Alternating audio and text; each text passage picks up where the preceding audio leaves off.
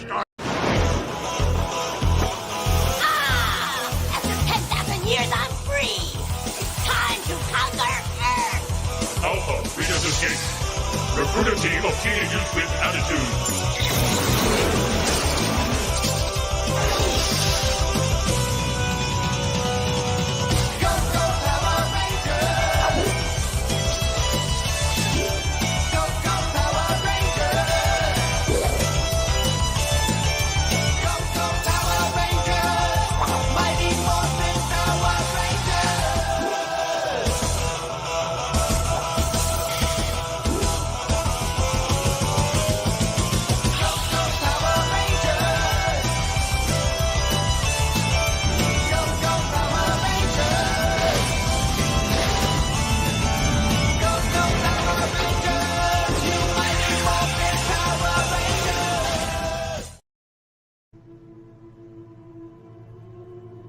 What I remember about the rise of the Empire is how quiet it was. During the waning hours of the Clone Wars, the 501st Legion was discreetly transferred back to Coruscant. It was a silent trip. Save it for the enemy! We all knew what was about to happen, what we're about to do. Knock it off!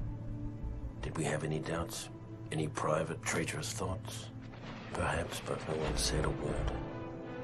Not on the flight to Coruscant, not when Order 66 came down, and not when we marched into the Jedi Temple. Not a word. I don't know, call me crazy, but I don't think they deserve to have their bright futures ruined by a momentary, minute, never to be repeated lapse of judgment.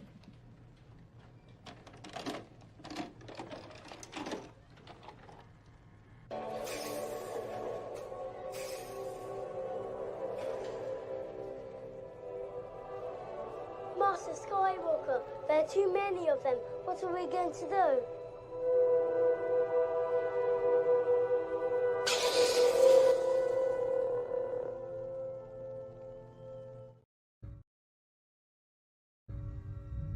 I'm looking forward to completing your training. In time, you will call me Master.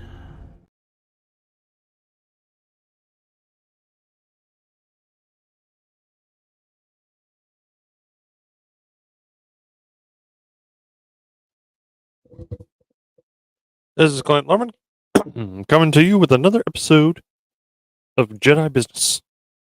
Today we're tackling the women of Star Wars. Sharmeen Obaid-Chinoy made some comments to CNN. We're going to look at that about Star Wars finally being shaped by a woman. The story being shaped by a woman. Whereas that's not totally true. We'll look into that. And then we got an announcement. Mandalorian and Grogu are getting their own movie. I guess it's going to replace season 4 of The Mandalorian. I'm not sure. Or if it takes place in between season 3 and 4. Who knows? I don't know which is coming out first, the movie or season 4. If there isn't season 4, that hasn't been announced. And yeah, that's mostly what we're talking about. I'm gonna share this interview right quick. I had to look this up and dig through Yahoo Finance, CNN. They both riddled with ads, but I couldn't find it on YouTube anywhere, so I had to make do. Let's see. Invite. Oh, not that. Pressing the wrong buttons. Not a good start. Right here. Yeah.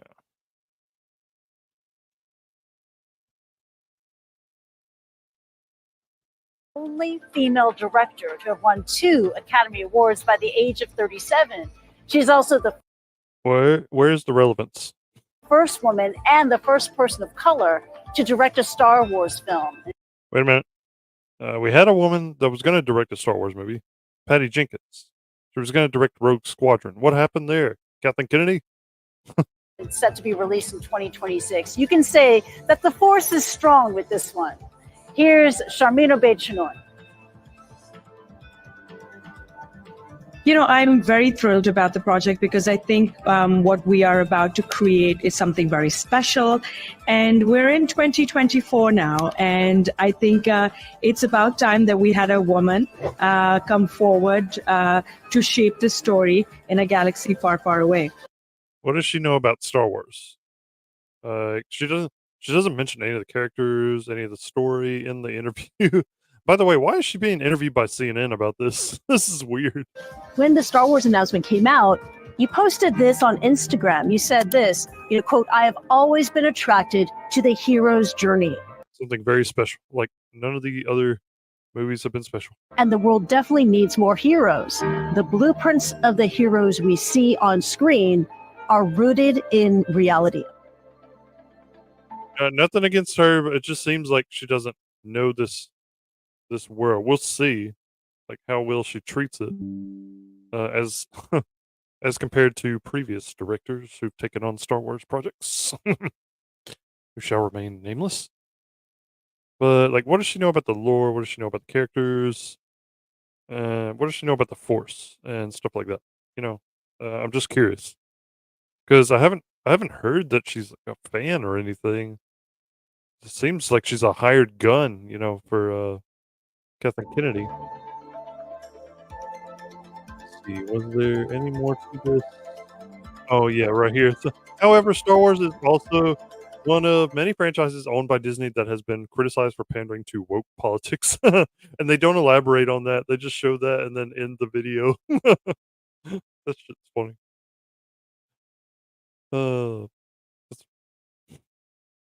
So what I found was this article that counters what she said about the story never being shaped by a woman before. That's not true. Screen Rant did an article in 2018 about the same thing. It's pretty much saying the same thing, and now they come out with another one, ahead of this movie to just let people know, okay, this Star Wars has been shaped by women before, so that's why it's time for a female director. And that's pretty much the title of the article. I'm gonna bring it up.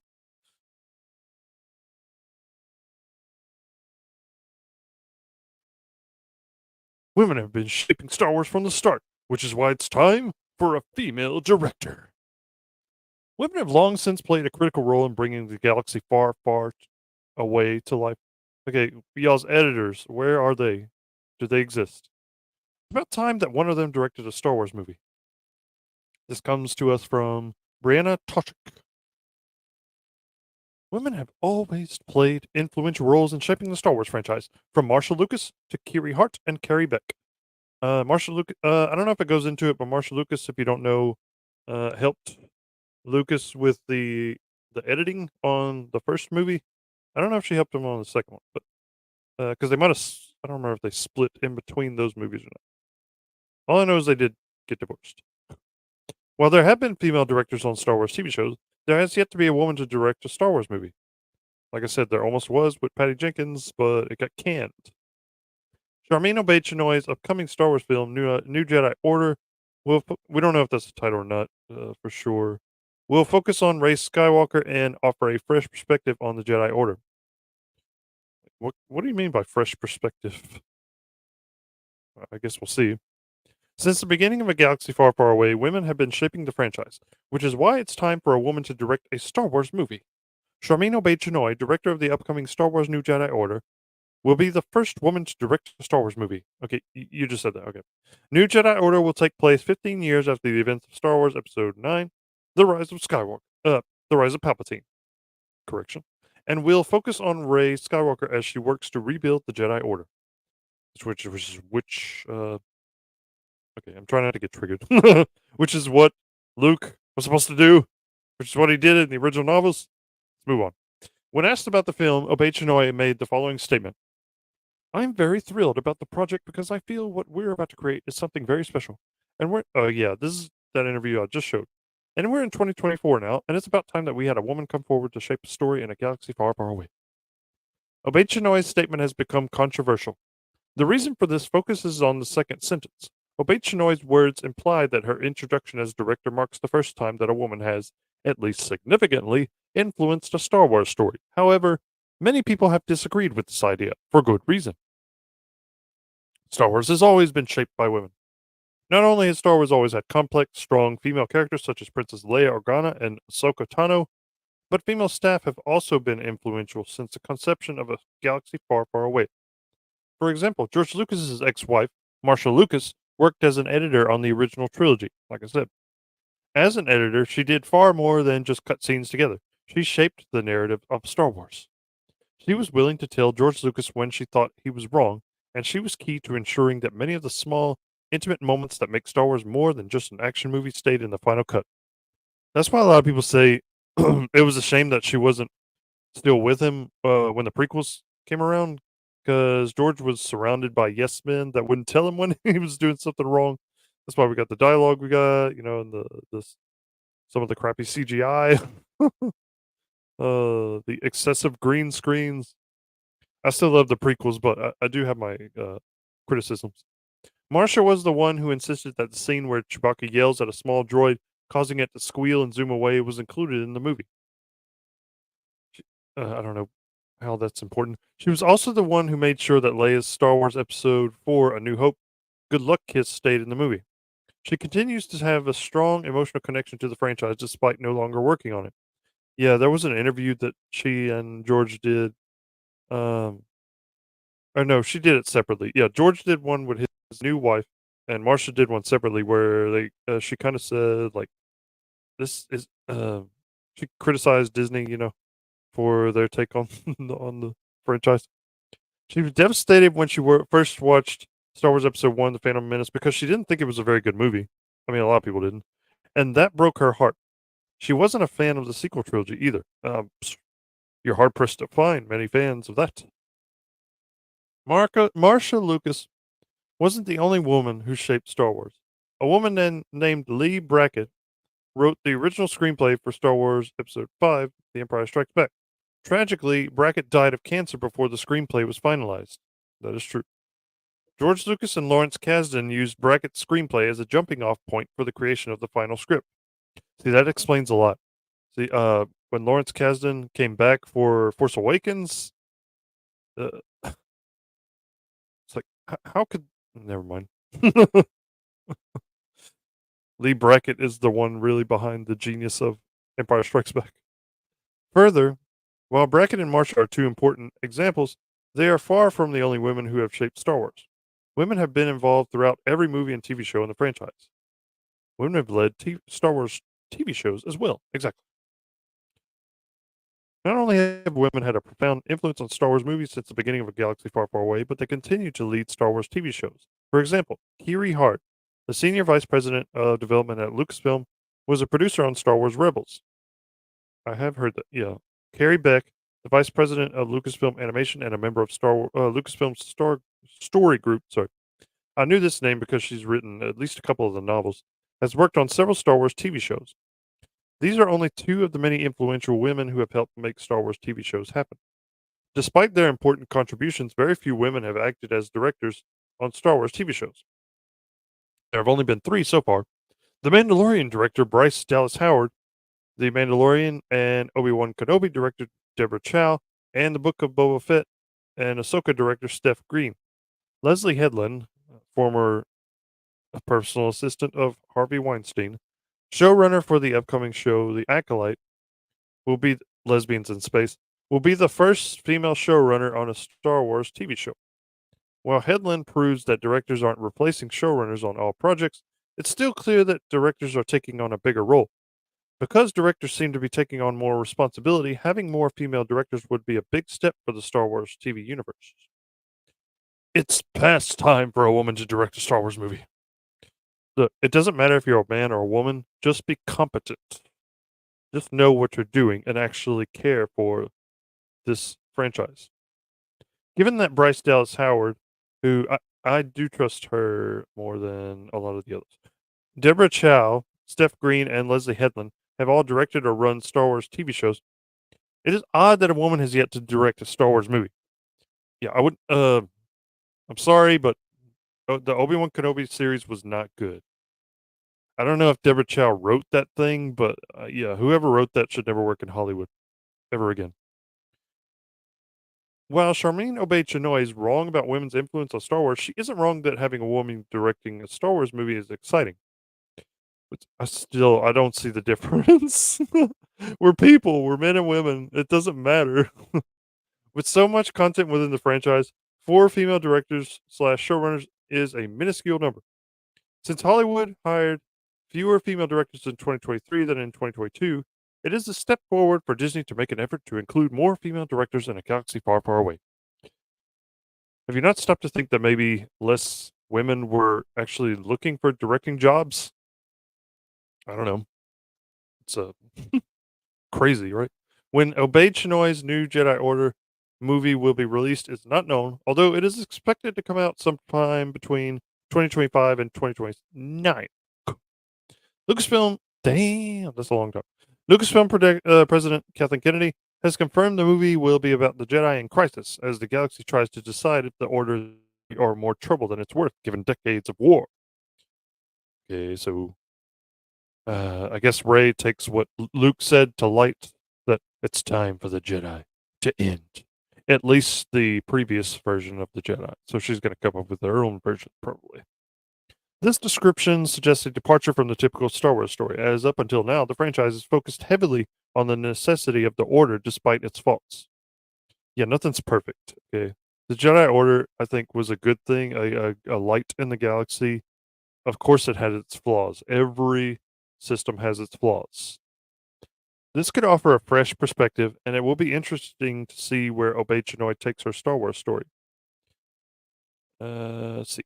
Okay, so they put some more about Star Wars New Jedi Order. The 10th mainline installment in the Star Wars franchise is the first movie to follow the sequel trilogy, where Mark Hamill's Luke, Carrie Fisher's Leia, and Harrison Ford's Han Solo gave their final farewell after the release of The Rise of Palpatine. Development on a direct sequel had become dormant, as Disney shifted focus on other parts of the galaxy, namely Disney Plus shows such as The Mandalorian, Andor, and Ahsoka. However, a movie starring Daisy Ridley as Rey Skywalker, she's just Rey, she's the Palpatine, was officially announced at Star Wars Celebration 2023. So I guess they're going to put that name on all the merchandise. It's going to say Rey Skywalker. She's not a damn Skywalker.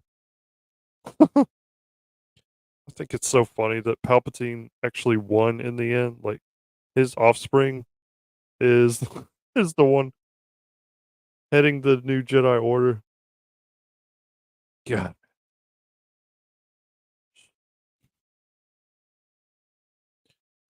Okay, we're gonna go into Mandalorian and Grogu in a sec. I'm gonna put on like a little commercial break, and I'm gonna get some more water. All right. Which one should I do? That's about 2 minutes.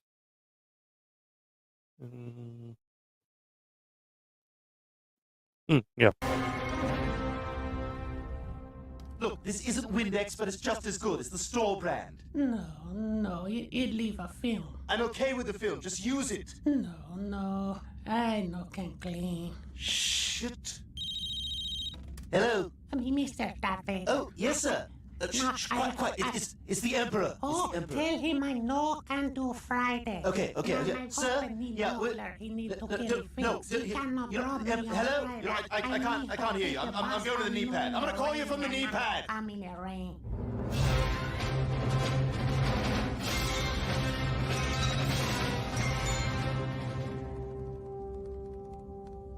What is thy bidding, my master? Hey, I'm downloading all my music to my iPod because I'm getting rid of my CDs. Do you have any desire for Natalie Merchant's Tiger Lily? No. Alanis Morissette's Jagged Little Pill? No. You sure? This thing was unstoppable. This was the soundtrack to my 95. To my 95 and my 96, actually. No, thank you. Richard Marx, Hold On to the Night? Yes! Yeah, no, I mean, if you're giving stuff away, yeah, sure. All right, listen. Turns out Anakin Skywalker's son is still alive. I'm gonna need you to find him and turn him. Really? Well, maybe I can make him go by, but all the way is gonna be tough. No, I mean turn him to the dark side. Well, yeah, I thought that's what you... Oh, of the Force? Yes. Oh, I'll get him over to the dark side. I'll just show him our recruiting video.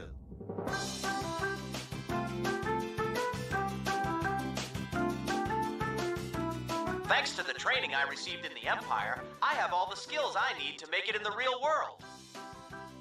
The Empire GI Bill helped me finish school. Hey, wait up! And I met my wife in the service. We had our honeymoon on Alderaan. Good thing we took pictures, huh? The Empire, chasing rebel scum, killing Luke's aunt and uncle, telling people to move along. The Empire, our ships are big triangles. Hello again.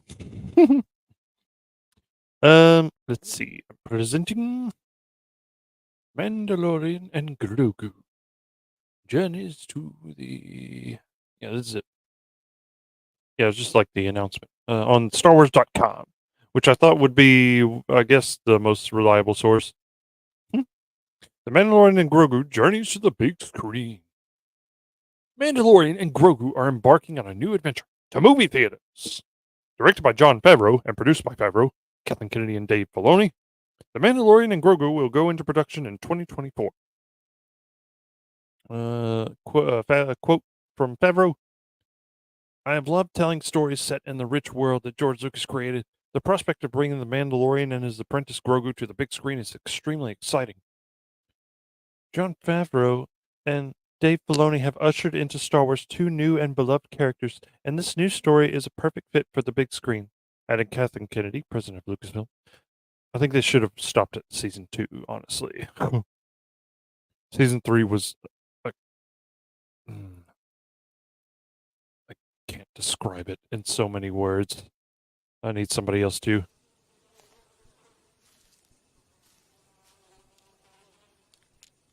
That is one big pile of shit. Yeah, exactly. The Mandalorian and Grogu will lead Lucasfilm's ongoing feature development slate, including films helmed by Sharmeen Obaid-Chinoy, James Mangold, and Dave Filoni, who is also currently developing Ahsoka Season 2 among those in the works. This is the way. Alright, that's it. I wanted to look on like Twitter and stuff to see if there was any excitement surrounding this, you know, because I don't know. I don't know how popular it is anymore. When season 1 came out, it was all the hype. Like this thing was, the hype was through the moon. I was one of them that was taken by this thing. I'm like, this is badass. We got this guy in Mandalorian armor. He looks almost as cool as Boba Fett, but I think Boba Fett was still cool. But he looks pretty cool. Bounty hunter. He's going to go on these adventures, looking for bounties. I mean, this will be fun. And then we watched it, and I loved season 1. I mean, there were, you know, I had complaints like with the story. I'm like, okay, what are all these like side adventures he's going on that are pointless? You know, like the spiders and all that stuff. And but I liked the characters, some of the characters. Like I liked Quill was his name. Yeah, and they killed him off at the end of season 1. I'm like, oh come on. So it's just Mandalorian and Grogu mostly. And Grogu, I was taken by as well. Like I was buying the Funko Pops and stuff. I thought this was the cutest thing ever. Like a little schoolgirl. I was taken in by that thing. Stupid marketing ploy. And Disney didn't know what they had. Like they didn't put out the merchandise when this came out, so it wasn't ready for Christmas. The Grogu merchandise, because they didn't realize how popular it would be, I guess. Then season 2 came out, and it was Cameo City. Like we got season 2 had frigging Bo-Katan, had Ahsoka show up. Of course, we knew that was like a backdoor pilot for an Ahsoka show, or like a crossover. You know, with Thrawn as the main villain. Like we there were rumors about that like a long time ago. And other characters from Clone Wars and Rebels showed up. I was fully expecting Hondo to show up at some point because Dave Filoni loves sticking in the characters that he created. I'm pretty sure he created Hondo. He created Ahsoka and a lot of those Mandalorian characters in the Clone Wars. I think he created Cad Bane, who showed up in Book of Boba Fett. I mean, he was badass in live action, but still got taken out by a punk. Which I didn't like. But anyway, let's look on Twitter. Well, let me finish. When you get we finished season 2, and we got that great scene with Luke destroying all those robots. It's like Luke in his prime, the Luke that we wanted to see in the sequel trilogy, or at least in between the sequel and the original trilogy. Like the new Jedi Order Luke, from the novels. We got to see him. But the scene itself, when looked at retrospective, doesn't make a lot of sense. Like he goes in there, he doesn't ask anybody who they are or why they're here, and he just takes Grogu. Doesn't say a word. So, but the hype was real. Like everybody was freaking out over. I was one of them freaking out over it, and Star Wars Theory famously cried on camera when he watched that scene, and then infamously Pablo Hidalgo of the story group. He's been in the story group for like years, and he wrote the visual dictionaries of most of the movies. Pablo decided to mock Star Wars Theory. So that was the first after the sequel trilogy and all that hostility. This was the first really foray back into the schism of the fandom. Like they had gotten all this goodwill back at the end of Mandalorian season 2 when Luke showed back up, the real Luke. So, but right away we start to see cracks in the fandom again. And shortly after that, like a month or so after that, Gina Carano gets fired because of some posts she had on Twitter and some some things she liked Instagram. Like she was under a microscope, whereas her coworkers were not. Like they could post anything they want, but because she was more on the conservative side, they targeted her. There were some posts that were not so keen on the masks and the mandates during COVID, and there was the whole beep bop boop thing. People were harassing her to put pronouns in her bio. I don't remember if it was Twitter or Instagram, one of those. And she refused. She just made a joke out of it, said beep bop boop in her bio. So she's always been one to not shy away from a fight. If somebody's coming at her, she's going to come back. And Disney decided, okay, we're not going to fire you if you get on this call and talk to these people. She was going to be confronted by, I think, 30 or 40 people that would represent the LGBT community inside Disney. And she refused. Like, nobody's going to go through that. Like, nobody with any dignity is going to go through that, get berated by a bunch of people on a call. That would have been stupid.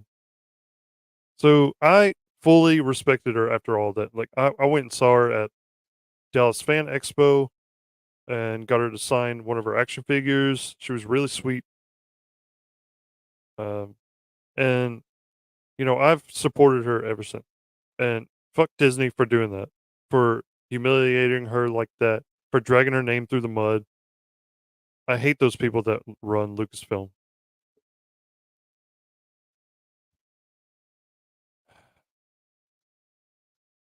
I wish it would change, but I don't know. I don't know if we're gonna see a change at all.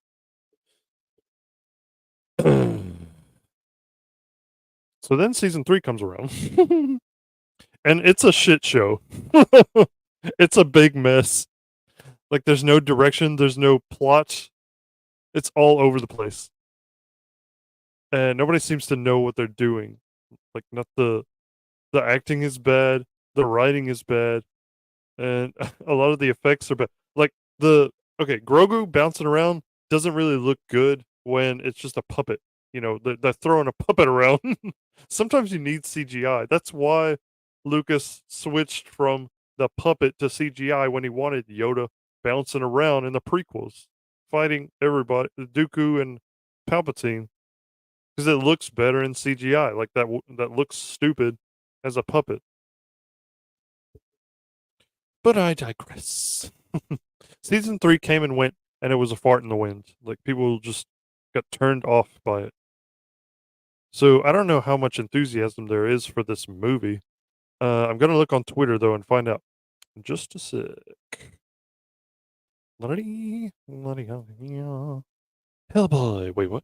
Oh, let me see this. 9+. Okay, that's this person Alex kind of predicting the Rotten Tomato score at 9%.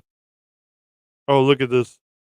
Fucking serious? This isn't $7? Are you fucking serious? This isn't enough for anything. What are you, a 6-year-old? Mandalorian and Grogu box office. Ray's film should be Star Wars big return to the big screen, not the Mandalorian and Grogu. I don't know about that. The Mandalorian, yeah. So okay, this person's thinking Mandalorian and Grogu is going to take initiative. Take what's the word? Priority over the Ray film, which it probably will. I think they're fast tracking this. Like, yeah, okay, they're putting it in production this year sometime, so this will definitely come out before the Ray movie. That's pretty funny.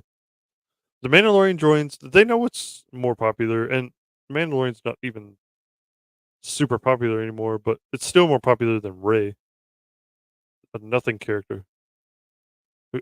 There was potential there, but they squandered it. Just like bringing Han, Luke, and Leia back. Wasted. The Mandalorian joins the New Republic. Season 3. The characters could have lived on in other stories, but I wish this was where Din and Grogu's story ended. This was a solid ending for The Mandalorian. Yeah, they should have ended it right there. Yeah. Let's see. Comments. Do they have comments? Can I look at them? I don't know if I can. Let's see. Oh, somebody said he better speak. They're talking about Grogu. I'm okay with it. I just hate theaters because you can't pause the movie to pee. What the fuck? What's that have to do with anything? I want to be, but Disney has really done anything. I guess he meant hasn't really done anything worthy of that so far. So I'm trying not to get my hopes up with anything Star Wars. Yeah, there's no use to get your hopes up nowadays. I'm just going back to watch some of the older stuff and play some of the older games like Jedi Knight games. And I still got my books. You know, I could always reread those. The old books are great. Yes, though I'm a little cautious about how they'll translate to the big screen. Somebody said, after the season 3, no. Yeah, see what I'm saying? This turned people off. The season 3 was horrible. Very much. Oh my. You bet. There's like 5 people on here. Bro. Yeah, the interactions are just not there. Let's see. Here's the like trending stuff, right? Gina Carano, she's trending. I'm gonna have to see why. Trump 2024 to save America. Freaky Friday. Oh, did they make a new Freaky Friday? Oh, darn. Anakin is trending. Okay, I'll just see why Gina Carano is trending. Woke pigs fail again. I love the Flash's thumbnails. Oh, okay, yeah, that's right. Because she's gonna be at Fan Expo, which she has been a bunch of times. She's been to these Fan Expos a bunch of times already. I don't know why. Just now complaining, saying that it's like dangerous for her to go. Slap in the face. Ex-Mandalorian stars invites Fan Expo prompts backlash. A recent addition to Vancouver Fan Expo's guest list is raising eyebrows. Oh yeah, they got a lot of idiots in Canada. Some fans say inviting Gina Carano could create an unsafe environment at the convention following her controversial social media posts. Yeah, that was years ago now. Stupid ass. News site claims the attendees feel unsafe over Gina Carano's Fan Expo appearance. Oh my god. She's made, like I said, she's made a ton of appearances.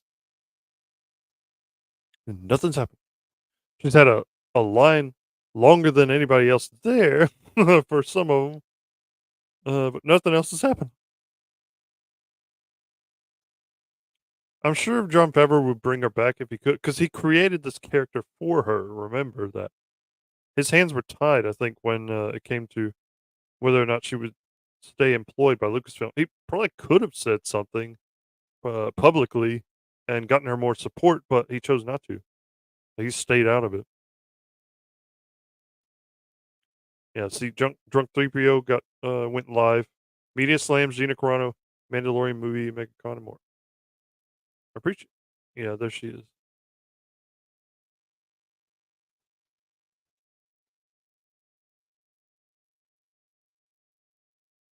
Some stupid stuff. Yeah, anyone feeling unsafe? She's not a threatening person. Like, she's like one of the sweetest people ever. Eric July. Yeah, they should just get over it. Like, get over it. We love Gina Carano. I agree. Okay, let me go back and see. I want to see about the Anakin one. Why is he? Go back home and see. Comic Skate is trending. Dennis Quaid. Anakin. Ooh, yeah, there's from the Tartakovsky 2003 Clone Wars, Anakin versus Asajj Ventress. That was badass. And then Obi-Wan versus Dirge. I really like that too. You didn't kill Anakin. That was the only good line in that whole thing. You didn't kill Anakin Skywalker. I did.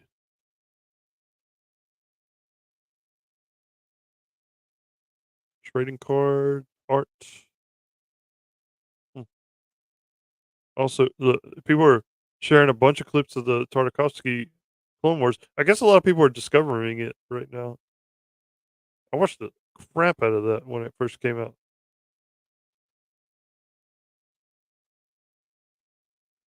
Are people just noticing this too? The Darth Vader silhouettes, you know? I want the sound. I get hit by that song.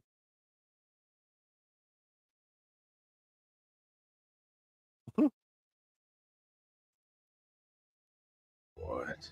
No, all right. I know that sounds bad. Yeah. Yeah, if Luke knew that Anakin killed his mother, I don't know how he would have reacted. Yeah, this dude is still awesome. Yeah.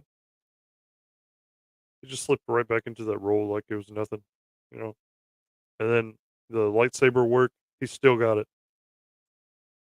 It's good to see him, even though the story that's written around him is crap. Oh, well. So, I've gone about 40 minutes. I think that's enough for today. Those are the only topics that really came down the pipe lately. And I'm sure we'll have some more news come out because I don't know how many projects now Kennedy's announced, and we'll see if all of them come to light or not. I don't know. But that Ray movie?